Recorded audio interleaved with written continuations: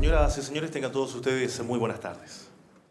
El Centro de Estudios de Políticas y Prácticas en Educación, CPUC, junto a Ediciones UC, les da la más cordial de las bienvenidas al lanzamiento del libro De la Reforma a la Transformación, Capacidades, Innovaciones y Regulación de la Educación Chilena. El presente volumen es testimonio del compromiso que tiene nuestra universidad con las políticas públicas en educación, temática en la que la universidad ha realizado diversos aportes a través de sus académicos en distintas áreas. Y asimismo, cristaliza dos de los ejes del Plan de Desarrollo UC 2015-2020. Por una parte, la creación de nuevo conocimiento de frontera, que ciertamente no solo se refiere a las ciencias exactas, sino también a la reflexión y estudio de las ciencias sociales, artes y humanidades. Y por otro lado, el compromiso público de nuestra universidad por mejorar la calidad de vida de las personas, especialmente en un área tan primordial para el desarrollo de la sociedad como es la educación. En un sistema tan conservador como es el sistema educativo, la sola idea de reforma topa con innumerables aristas de resistencia.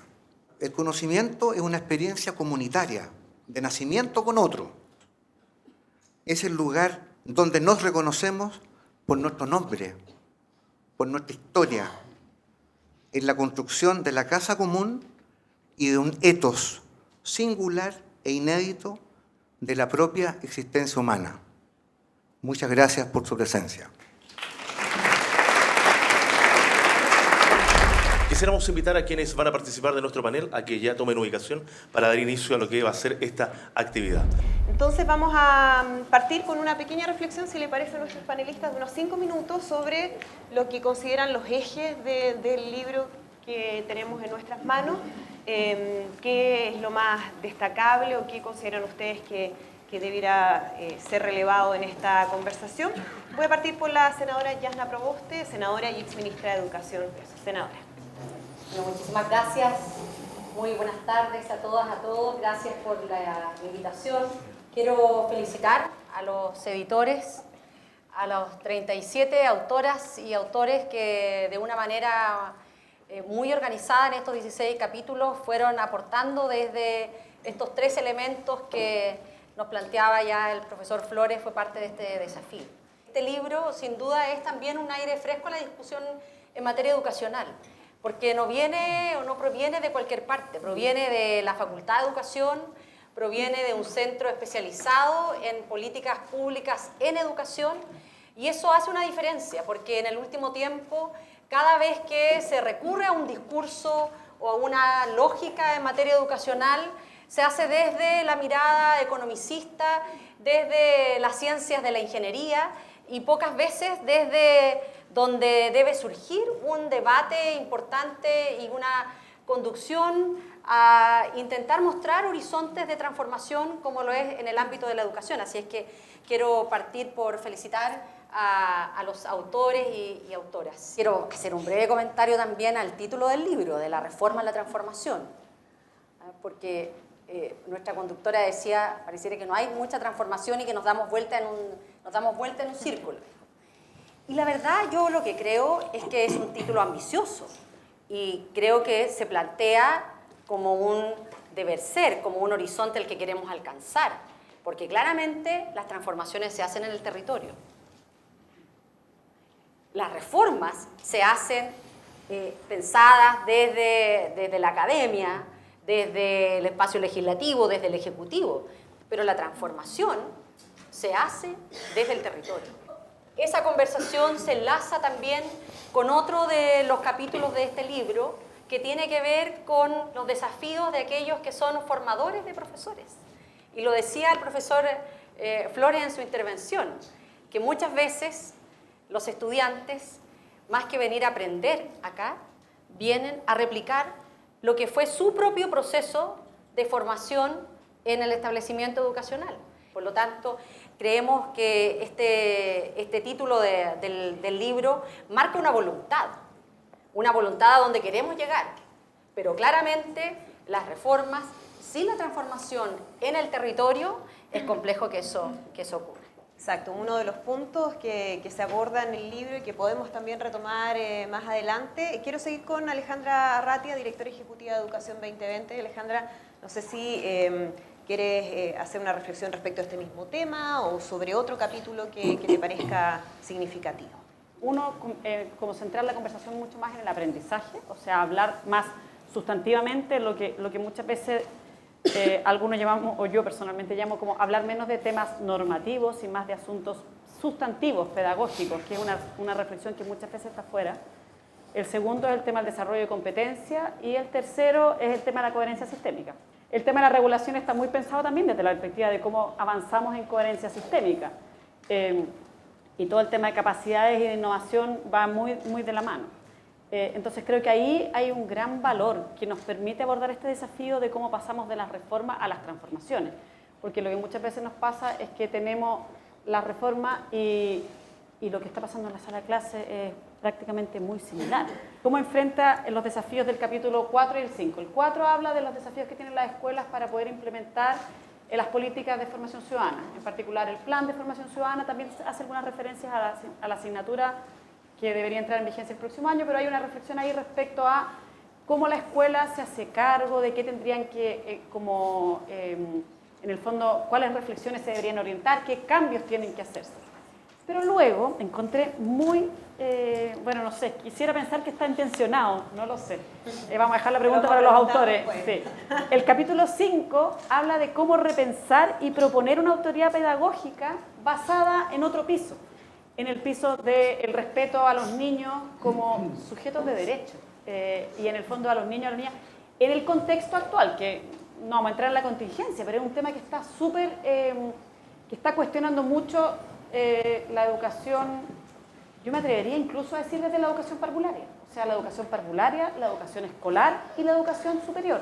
Si nosotros no repensamos desde dónde se posiciona la autoridad pedagógica, o yo cambiaría quizás el concepto de autoridad por la legitimidad pedagógica en la escuela, no podemos formar ciudadanos en este momento, no podemos formar pensamiento crítico, empoderamiento de los propios ciudadanos, porque la ciudadanía se aprende no solo, o sea, no desde el discurso, sino que se aprende más que nada desde lo que se vive en la escuela. Pero si no cambiamos desde dónde se piensa la legitimidad pedagógica, creo que es muy difícil abordar lo otro.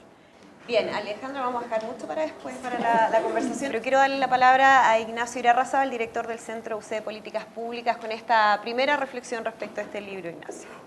Creo que es un libro interesante, ya lo decía la senadora, fresco, de reflexiones, opiniones, posiciones. Yo creo que no es un libro que tiene evidencia, tiene datos, pero yo creo que aquí los académicos toman algunos riesgos en tomar posiciones. Yo creo que eso es bien importante porque ayuda al debate. Muchas veces nos quedamos como en la cuestión estadística, en la cuestión más semántica, en la cuestión más purista, pero aquí los académicos toman riesgos en tomar posiciones. Yo creo que eso es valioso y ayuda al debate. Quiero destacar algunas cosas que a mí me llamaron la atención en positivo. Yo creo que hay varias cosas que nos unen del libro, hay otras cosas que echo de menos, que ya lo voy a decir. Creo que es muy interesante que se parta con el tema de los docentes. Yo creo que ahí hay mucho elemento en común. Se aprobó una carrera docente en el gobierno pasado, pero creo que el rol de los docentes como el centro de la educación, creo que es muy importante. Hay ahí un capítulo sobre política docente, sobre fortalecer al formador, todo el tema de la capacidad de liderazgo escolar, que de alguna manera conversa con tanto lo que la senadora decía y lo que Alejandra decía. La autoridad se conjuga con liderazgo, cómo ejerzo ese liderazgo en la escuela. Entonces, ahí hay como un núcleo de capítulos que yo creo que son muy interesantes, poniendo al docente, el ejercicio docente, los directores, el liderazgo. Yo creo que eso es muy interesante y me parece muy destacable que el libro lo ponga. Hay otro eje re importante para mi gusto, que es parte de la discusión hoy día, el aula. Ahí hay un capítulo bien importante de transformar el aula. Y ahí hay varias cosas bien puntuales sobre la sala de clase. También creo que es un gran aporte mirar, los que nos hemos dedicado más a la discusión de la política pública arriba, a veces quedamos en el tema de incentivo, en el tema de los números, pero no entramos al aula. Tenemos incapacidad, en mi caso, de entrar al aula, pero creo que es interesante interesante que en un libro de política educativa se discuta y se posicione el tema del aula como algo importante de abordar. Pero yo creo que es importante en algún minuto decir en qué hemos avanzado más allá de 8 líneas. Muchas gracias. Muchas gracias y se lo vamos a preguntar directamente a Alejandro Carrasco, ¿no? Coautor del libro, quizás algunas de los planteamientos que hacían aquí antes nuestros panelistas, Alejandro, o lo que a ti te parezca más importante de destacar. Bueno, gracias a todos por su presencia hoy y al panel, por tener la generosidad de leer 500 páginas. Intuyo las leyeron, de la forma de cobrar. Y bueno, quería decir en primer lugar, comentar sobre las partes que tiene el libro y efectivamente responde un poco al debate público que siempre es dicotómico y aquí lo que tratamos de hacer es que es todo a la vez. Es verdad que las políticas públicas tienen que priorizar, pero aquí lo que se trata de poner de manifiesto es que todos estos temas son muy relevantes. A mí me gusta contarle a los estudiantes o decirles, hacerles el ejercicio que piensen en una sala de clase, 2 estudiantes con el profesor y en ese triángulo está todo lo que puede discutir un libro, por ejemplo. Está el currículum que lo intermedia, está un profesor que tiene una formación en una universidad determinada y la calidad de ese profesor se juega por las políticas o por la calidad que tuvo su formación, los estudiantes de dónde provienen, cómo llegaron y accedieron a ese establecimiento, cómo es la infraestructura, cómo es la relación o la interacción pedagógica en ese aula. Todo eso se juega en esta interacción. Entonces, la idea de esta dicotomía entre la institucionalidad y el aula a mí me parece muy espuria y la idea de este libro era tratar de ponerlo articuladamente. Otra cosa que tratamos de hacer en el libro es hablar sobre desafíos futuros y también sobre desafíos presentes de las políticas educativas actuales.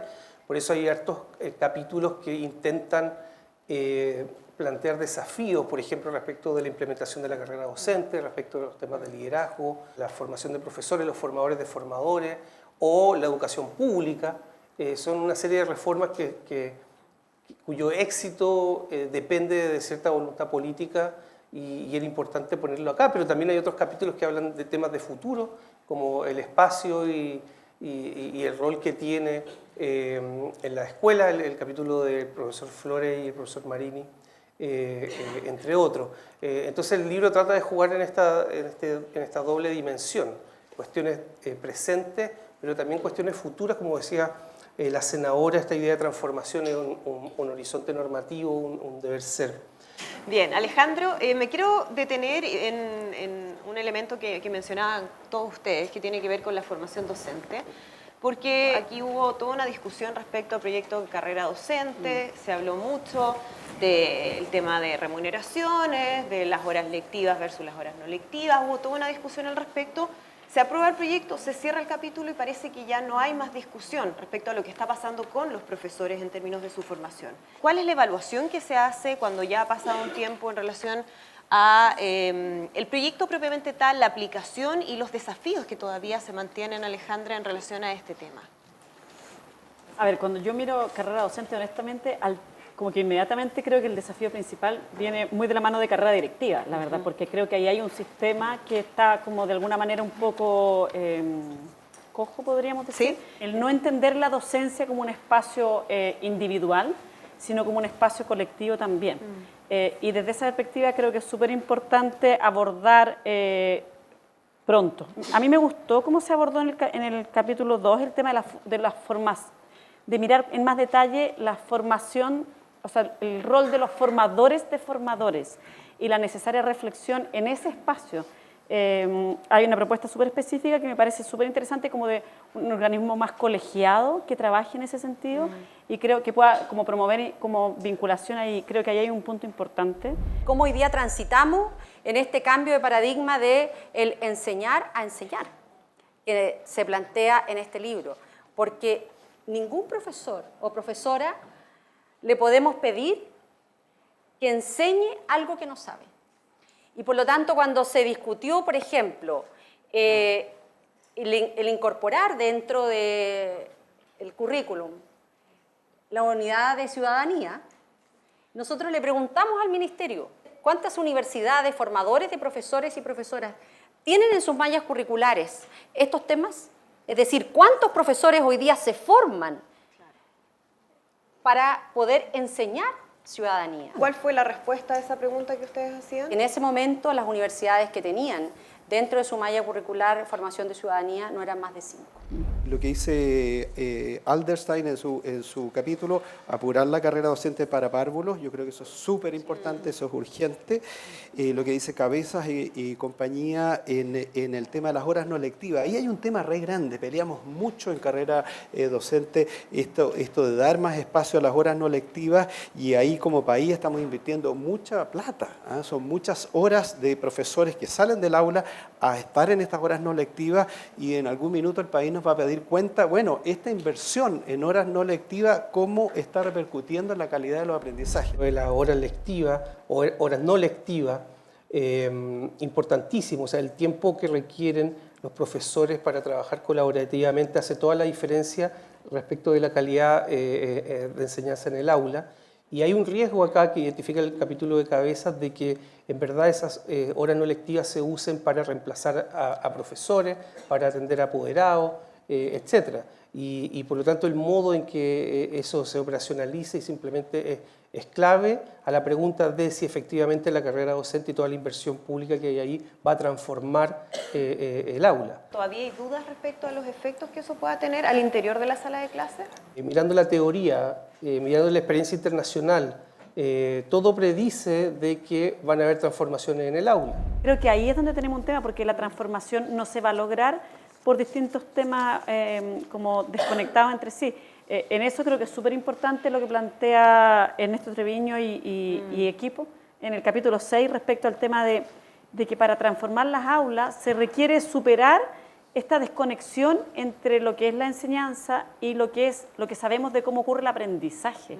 Ignacio decía hace un rato que el libro tenía unas poquitas frases en relación a los avances, ¿no? Y yo quiero plantear eso para ver si también hay una mirada sobre qué tanto ha avanzado Chile. A mí claramente me pareció que este libro daba cuenta de un conjunto de avances que se han hecho en el sistema escolar. Durante los gobiernos de la presidenta Bachelet 1 y 2, el esfuerzo en la ampliación de cobertura, pero no en una ampliación de cobertura precaria, no en un esfuerzo por mostrar cifras, sino hoy día basta mirar los esfuerzos en donde me recuerdo, esta universidad ha tenido también un rol muy importante, la sede de Villarrica, los esfuerzos que se hizo con el Centro de la Madera. Uno se despliega por el territorio y ve el espacio físico que se ha construido a propósito de la reforma en la educación preescolar. Nuestro sistema escolar es un sistema escolar completamente atomizado, es un sistema escolar donde todos los sistemas escolares en el mundo lo que muestran es que una clave del éxito es el trabajo colaborativo y vinculación lateral. Nuestro sistema escolar hace exactamente lo contrario. El 57% del sector de la educación en Chile es particular subvencionado. Lo que hacemos en ese capítulo es mostrar, y ahí empíricamente, la enorme heterogeneidad que tiene ese sector, mientras tú tienes sostenedores filantrópicos que ofrecen muy buena calidad de la educación, o que son minoritarios, pero son un modelo, ofrecen muy buena calidad de la educación, tienen capital financiero, tienen capital profesional importante, etcétera, trabajan en red. La mayoría de los sostenedores particulares subvencionados es un sector que trabaja atomizadamente, que es un dueño de colegio con un colegio, sin ninguna capacidad profesional ni financiamiento, que viven en buen chileno al 3 y al 4, que hacen cosas tan increíbles como no tener jefe o tener jefe de UTP solo los miércoles en la mañana para recortar recursos. Y contratan profesores que vienen de las instituciones de formación inicial más debilitadas. Entonces, cuando tú tienes ese contraste, yo digo, bueno, falta mucho por recorrer, y la ley de inclusión fue un avance en eso, en poner ciertas barreras de entrada a quien puede llegar a ser sostenedor en Chile. Este libro, en su capítulo 14, hace mención a uno de los temas que hoy día forma parte de la discusión pública, el nuevo sistema de admisión escolar, conviene reformarlo? Esa es la pregunta que se hace Alejandro, la profesora Joney, Juan de Diego Yarzuna, Angélica Bonilla, y al menos yo lo que me quedo es que, tal como lo señalan los autores, no dan en el clavo respecto a la discusión que hoy día se da en nuestro país, porque uno podría decir, mire, hay un acuerdo nacional en que no exista más lucro en la educación, pero pareciera que no es tan así, porque lo que uno ve con las reformas que se impulsan es que se trata de reinstalar el negocio hoy día en la educación preescolar. Y uno dice, mire, el sistema escolar, y este libro lo dice, ante el objetivo de consagrar la libertad de elección por sobre el poder de la oferta, el SAE debe ser fortalecido, no rediseñado. Yo estoy absolutamente de acuerdo con ello. El nuevo sistema de admisión ha tenido una implementación exitosa y aquí habla de 3 argumentos empíricos que sostienen esta afirmación. Yo cuando dejo a mi hijo en la puerta del colegio y le doy un beso y le digo que le vaya bien, le digo que le vaya bien a mi hijo, no al recurso humano. Entonces también creo que eso,